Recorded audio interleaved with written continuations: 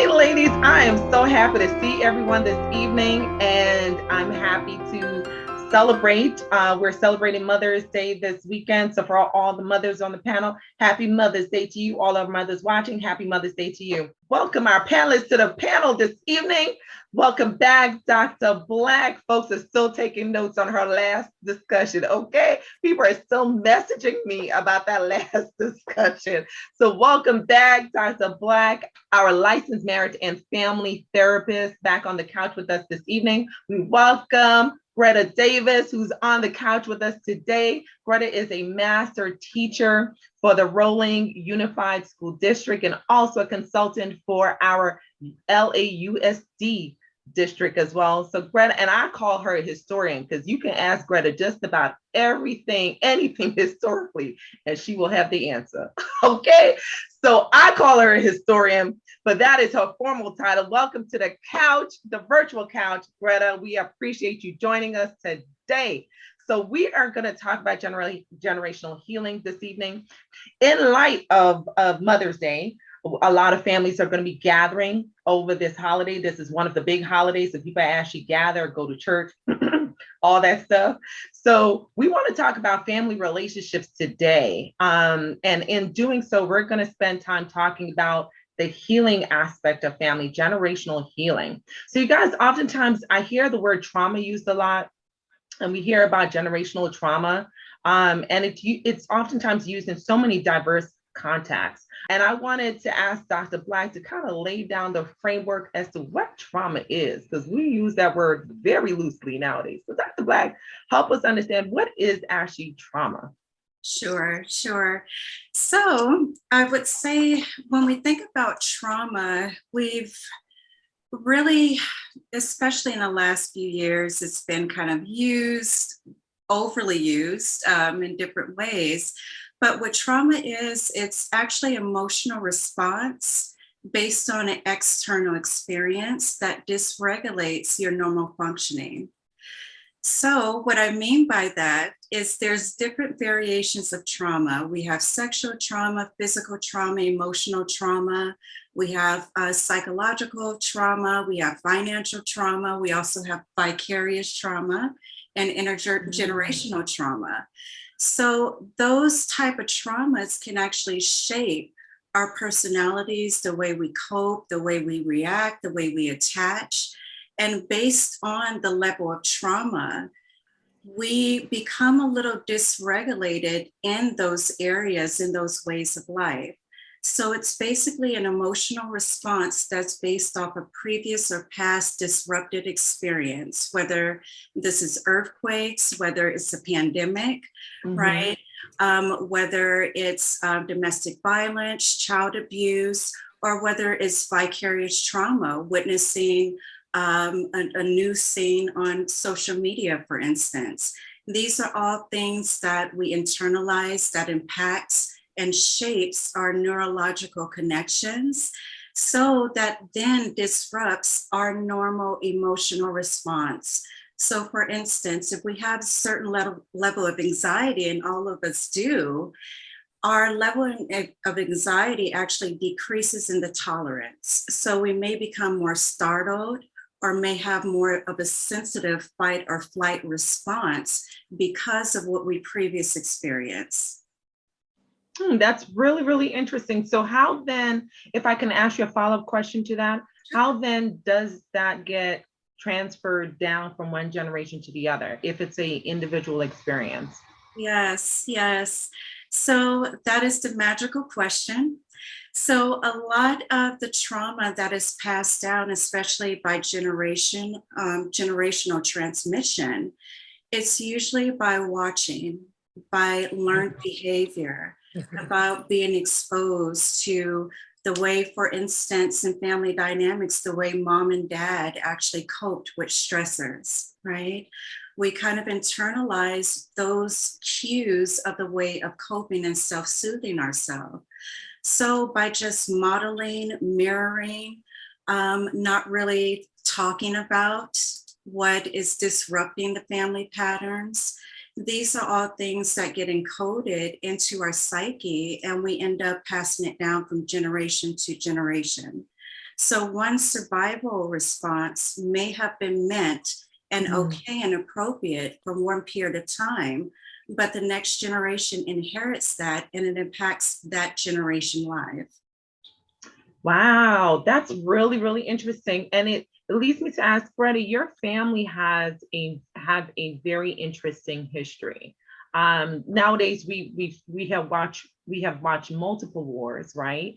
And in the US, we have received multiple refugees from different countries, from just different conflicts that's happening in other countries.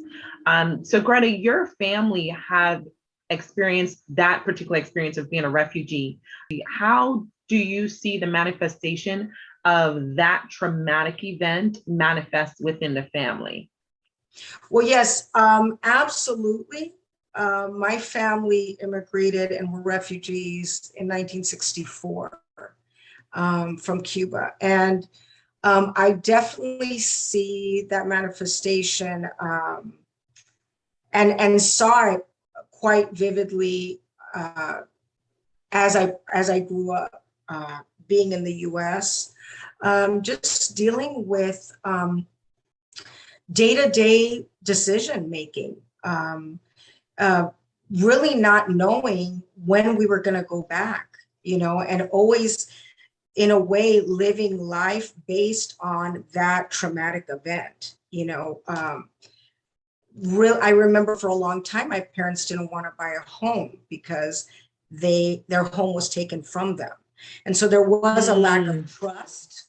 There was a lack of really commitment, um, and really the not knowing if that situation would take place here.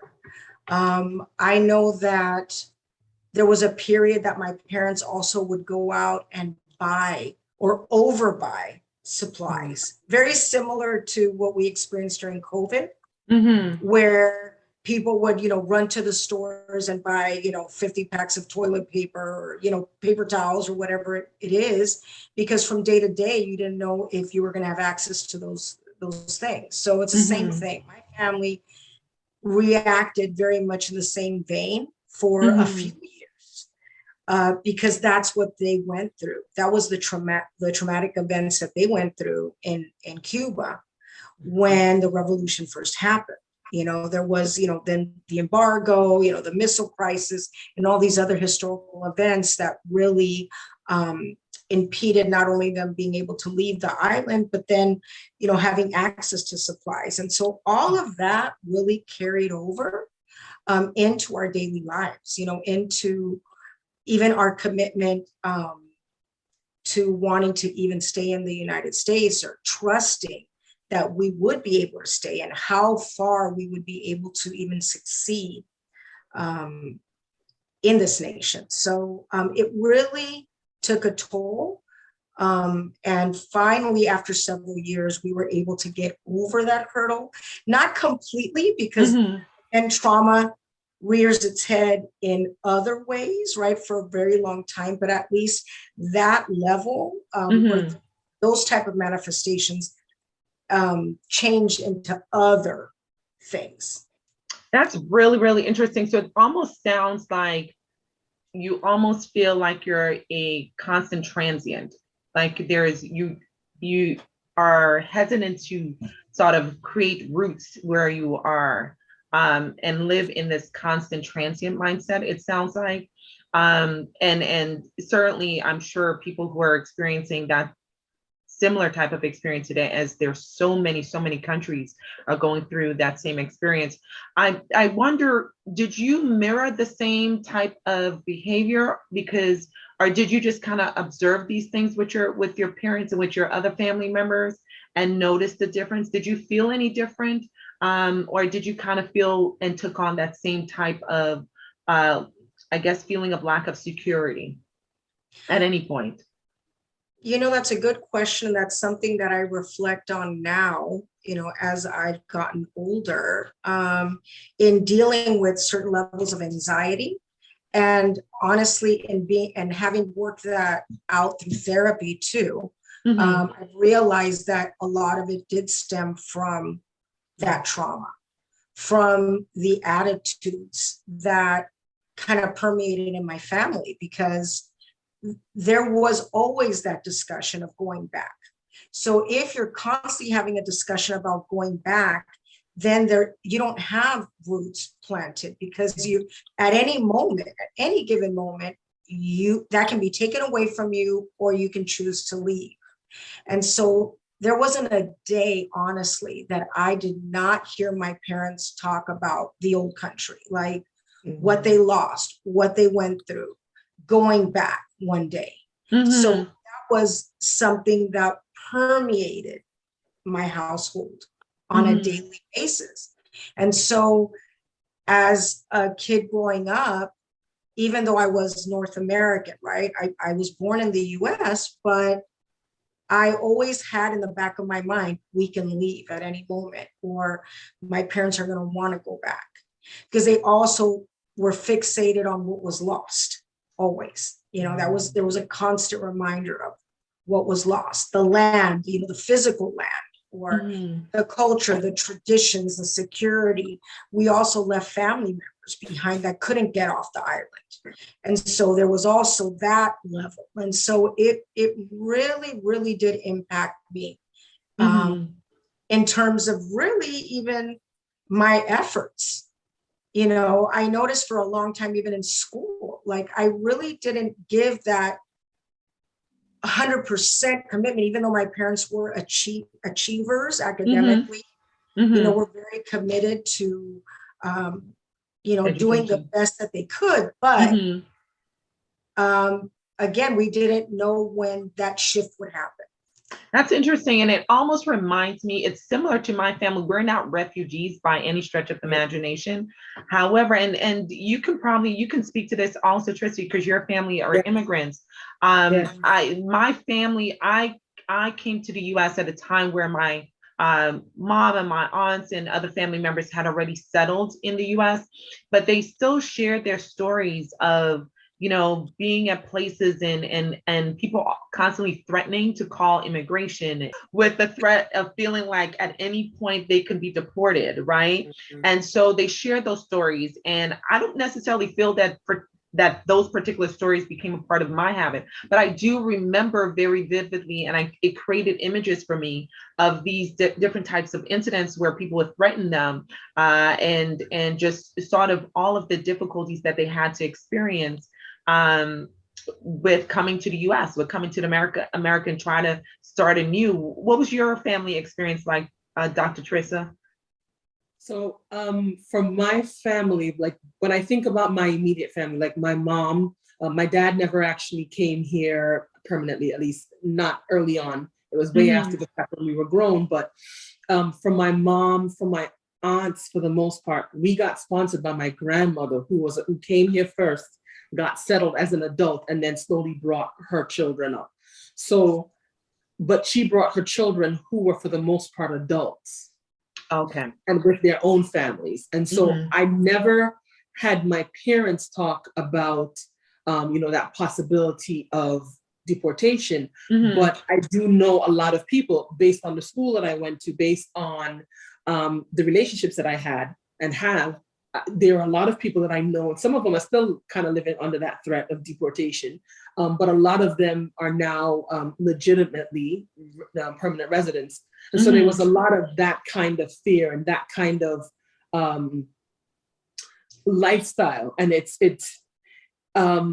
some went on to have families, yes, and some had children and some didn't. But it becomes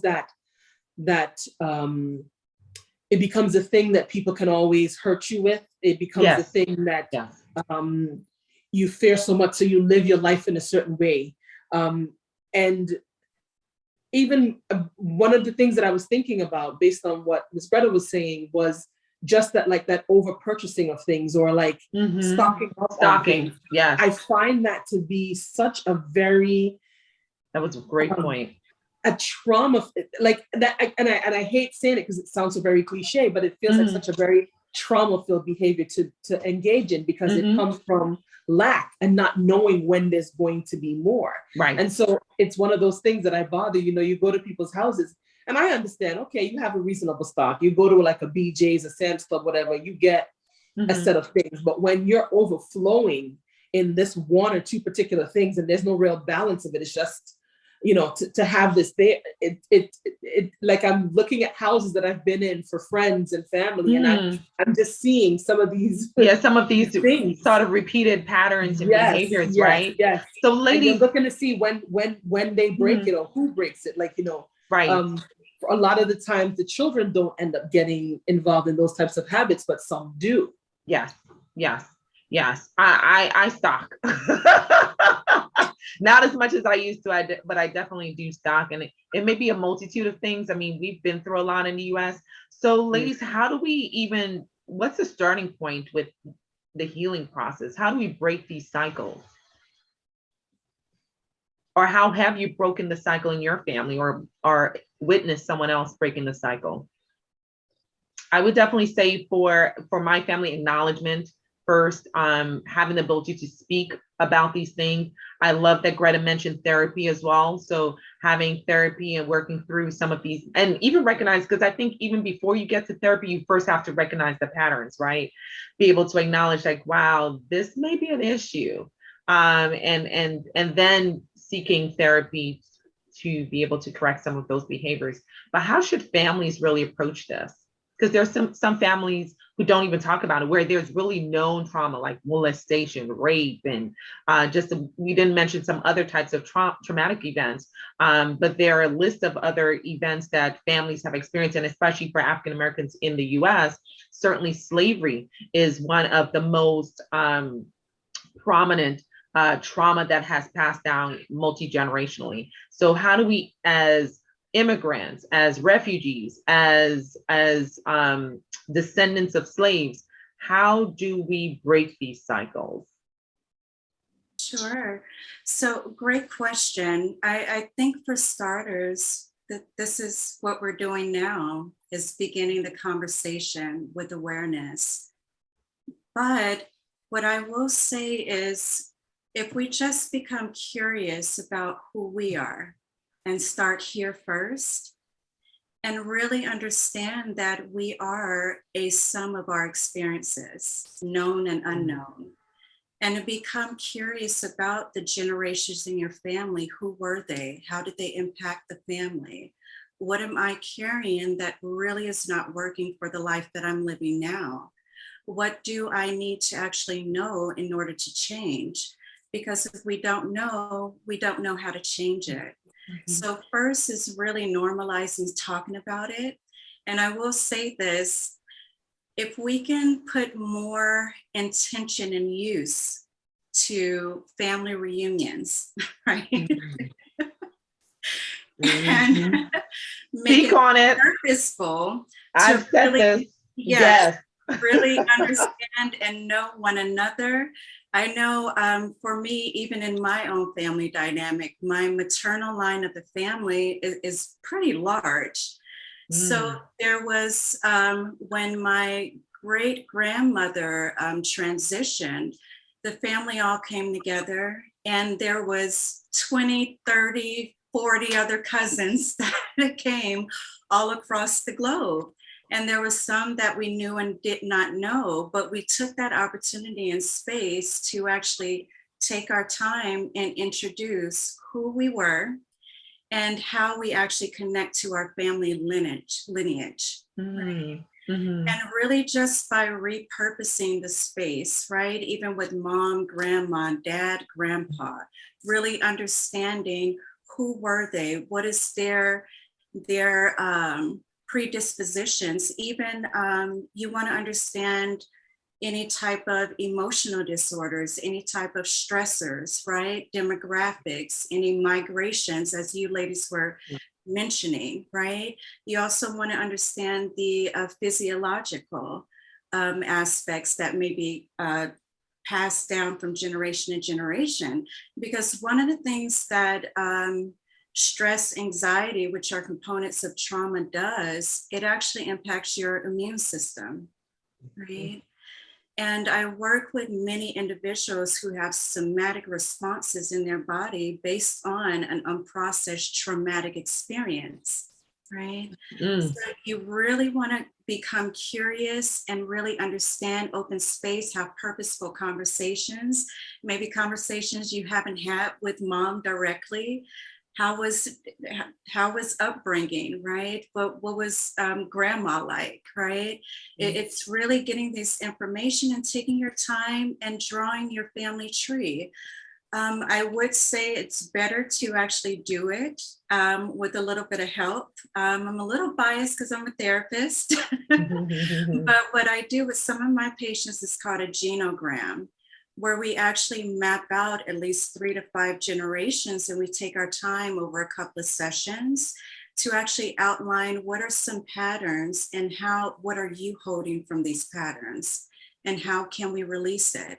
So that using your family space a little more intentionally and really becoming curious, and also while you're doing the work is to be self-compassionate, because some of these experiences have shaped us and it's embedded in us so deep. We need time to actually work through, recognize, and change and reshape and rewire the way we navigate our environment.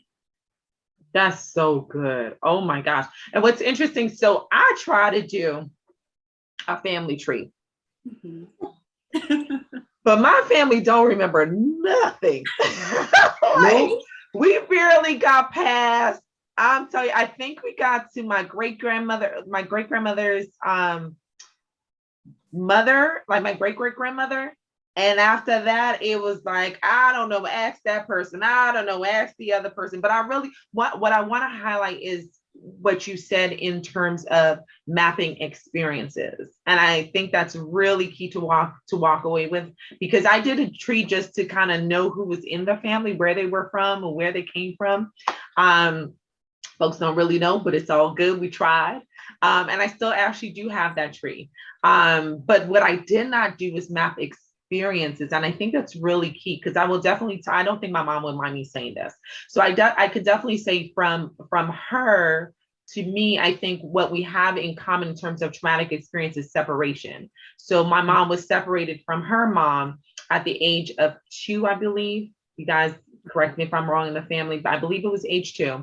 And then I was separated with good intention, not with bad intention. I was separated from, financial poverty, all this, all the dynamics of family.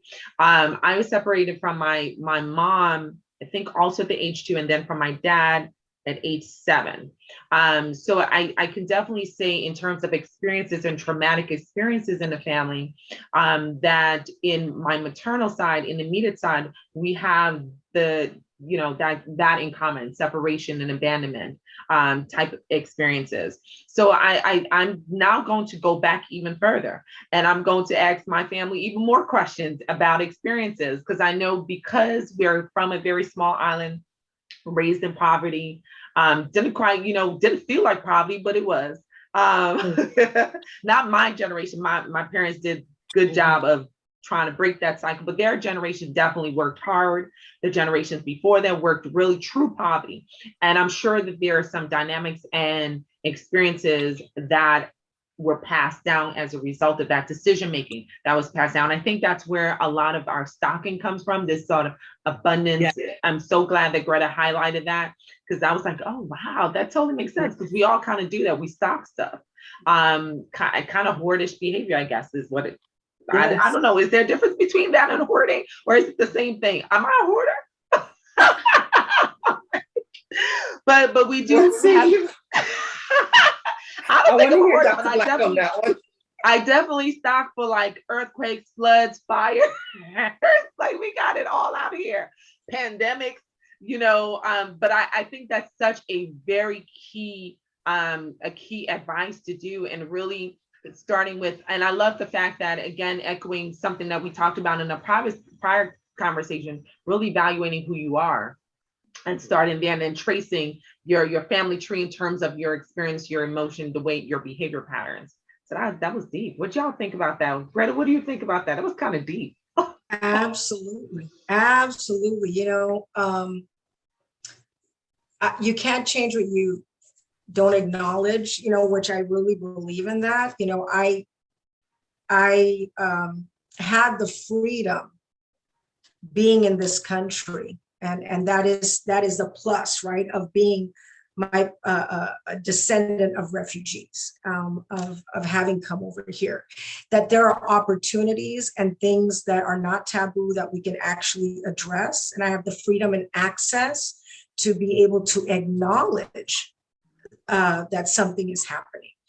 That unfortunately in my parents' culture is sometimes not even allowed.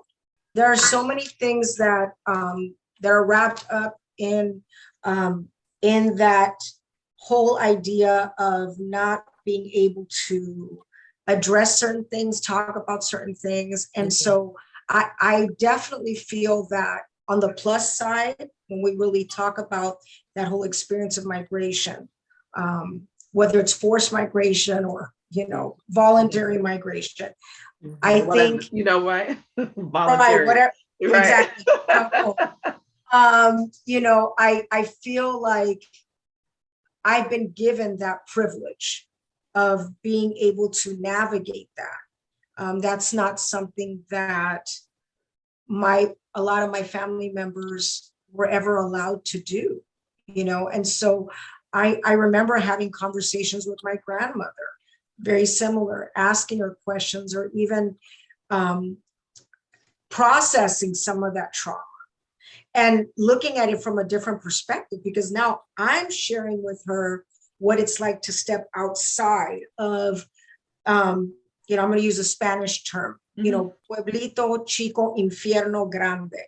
That means, small town, large inferno, or this large hell. Because when you come from that small town, small island, everybody knows your stuff, everybody hears your stuff, everybody gossips about your stuff. So there's more of that hidden layer, right? There is that whole, defense mechanism where, oh, you hush, hush. You don't want to talk about trauma. You don't want to talk about things that happen. And so that carries over no matter where you go, because that's just part of the culture and the tradition and the mindset. And so for me, I felt a sense of freedom in being able to let that go. At first, acknowledge that, yeah, my family dealt with a lot of trauma. Having the ability to then say, I'm going to get help for that. I acknowledge that there's some issues that I'm carrying. And now I'm having the ability to actually address what I'm carrying and be able to even move towards healing that. Those three things are really, really significant. And unfortunately, I can't say that for the rest of my family. Some people have, some people still in my family haven't acknowledged the trauma. And that's a trauma response also, right? Like that denial. Absolutely. Absolutely. Wow. So I feel blessed in again, that opportunity to be able to let certain things go, to not have to continue, even with, dysfunctionality, things that sometimes even culturally are supposed to be accepted, hey, that's just the way things are kind of attitude. I feel a certain level of freedom in now being able to say, no, I don't have to tolerate my crazy uncle that's, annoying, or what I'm saying? It's like, right. I totally get you. We all have one in every family. That's right. But I love at least one. But I love the point that you made, and I thought that was so powerful. Even having the knowledge and the awareness that you don't have to repeat the behavior. That is major. Like even recognizing and knowing that you are the option of breaking the cycle, that you have the freedom to make to take the family life in a different trajectory. I think it's major. I thought that was so deep. You guys are dropping some, let me tell you. Another video I'm gonna have to sit down and go back over, okay? I love this. And I hope you guys who are watching are taking notes, because this is some deep stuff. We're gonna break some cycles, right? And I don't like the fact that we say generational curses, because I feel like curses kind of imply that it's something that is sort of out of your control, right? Something that is at least from my definition, I feel that, there are certain experiences and trauma that gets passed down, but can be corrected, can be treated. Some trauma is something that's treatable, or the response to trauma is treatable, I should say. So I love the fact that you made that point. And any final words, Dr. Trista, any final words on this topic? And then we're going to have Dr. Black wrap us up. Oh, well, I was going back to Dr. Black, and I needed an answer to that question. Is there a difference between stocking up and hoarding? Because, I may be guilty of some things, but I just want to. He's trying to give me a DSM diagnosis, y'all. You can't just put me out there like that and not leave me. I got to know. It's a good question, because I pretty much chew of everything myself. So, but one of the things that is very important, because I did want to make a connection with what we're all really saying, is that sometimes we navigate our life based off of fear and not necessity and reality. And if we look at anxiety and trauma responses, it's really based off of fear. Right. But sometimes we actually enter escape avoidant behaviors, right? Such as getting 12 cases of 24 ounces of bottle of water and have nowhere to put them, right? So it's really, I would say, the way that is it preparedness or is it out of fear? Is it a reasonable response for survival? Because we're all of kind of the same generation here, right? So we've been kind of nurtured and molded by movies, by Saturday morning cartoons and PBS channels, right? Social media. And exactly, just FEMA and other, organizations, how to prepare. That's okay. But when it's in excess, right? When you find yourself throwing things away, right? When you find yourself, it's hard to really depart from it. Then we're actually looking at maybe there's some kind of fear of loss type of dynamic there. But I don't think it's anything wrong with preparedness, Right. but in moderation. Right. Yeah. Does that provide Thank you. clarity? Okay. That was very clear. So Yeah. clearly, the task for the weekend will be to clean out my closet and separate from some of my items. Knowing that I didn't wear none of those clothes during the pandemic, not one, Man. and half of them can't fit me anymore. Okay, so thank you, Dr. Black, for making that clarification. That was made it very, very clear. Is it out of trauma? Because, and I like the fact, going back to something that Greta said also, a lot of these behaviors we assume or we label as cultural. So the stocking of stuff, like we say that that's cultural because we send barrels home, and and that's kind of like the behavior of sending barrels home so people can stock up. So we say that that's part of our culture. But perhaps there's a line that we're crossing that Dr. Black is making a point of, that is it out of now we have to determine, is it out of truly culture and behavior and patterns of survival, or is it truly out of fear? That's so good. I'm going to have you guys do that homework, evaluate certain behaviors that you have, and try to make that assessment. Are you doing it out of fear, or are you doing out of true necessity? Thank you, ladies, for being on the couch. Oh my gosh, and dropping all this knowledge. This is so I feel like we need a part 2. I feel like my heart just opened and it's not quite ready to be closed again. But maybe we'll have a part 2 on this topic, because this, I think, is so hugely important for our families, and for us to really break some of these cycles. So ladies, if there is a way that you are allowing for people to contact you, I want you to share with us. We'll start with the other Dr. T on the couch. Dr. Trista, how can they find you if they want to hit you up? On Instagram at tristajob.dpt. Awesome. And Dr. Black, dropping all the knowledge. How can they find you if people have more questions about trauma, or maybe seeking help from you and want to sit on your couch? Sure. So if you want more information or resources, you may visit my website at drtamalapractice.com. And I'm reachable at therapy@drtamalapractice.com. And I will be sharing that also in the content below for this video. And come on, my historian extraordinaire, Greta, where can they find you if they want to hit you up to just learn about history? History, well, because you can lay down that Cuban history like nobody else. Okay, all right. funny. Oh, you can find me at gkohler@rolandschools.org or gkohler@LAUSD. Awesome. And I am Dr. T, the hand behind the handle of Healthy Bump Club. You can find us right here on YouTube. Thank you guys for watching this video. Make sure you like. Don't forget to like, because that's how we get this information in front of the crowd, the population on YouTube, okay? And make sure if you haven't subscribed that you hit that subscribe button. If you aren't getting our videos and don't know when we post, you need to hit that notification bell.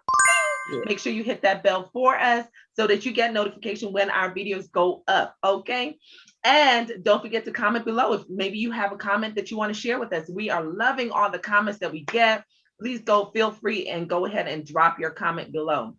If you are on Instagram. So when you're done looking at our videos, hit us up on Instagram, because that's where we lay down some of the other knowledge about different topics regarding health. And like Dr. Black said, not only do your family tree in terms of your experiences, but I'm going to ask y'all to do your family tree at these reunions in terms of your health.